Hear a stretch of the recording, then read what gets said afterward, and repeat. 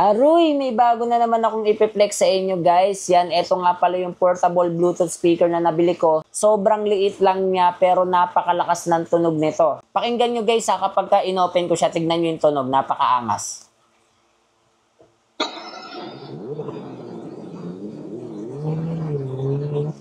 Grabe. Grabe yung tunog niya guys pag inopen, no? Para siyang sports car. Sports car pero nag-brum-brum eh. Ayan, parang sports car yung tunog niya, no? Pag inopen.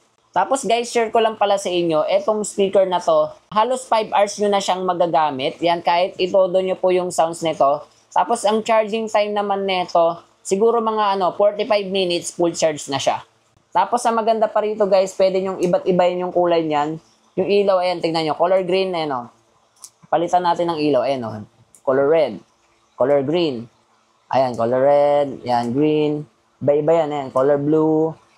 Ayan, blue, green, ayan, shuffle siya, iba-iba yung kulay.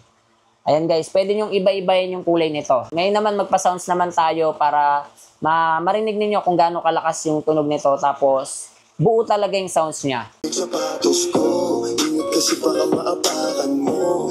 Napakaangas mga bossing, di ba? Nakita nyo naman, ang liit lang ng speaker na to pero grabe yung tunog niya. Ayan.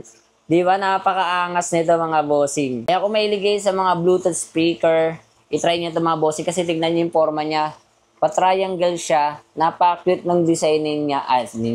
Napaka-cute ng design ng ng Bluetooth speaker na to. Mag-e-enjoy kayo dito. Okay, tapos mayroon din siyang lace para if ever na gusto niyo siyang isabit.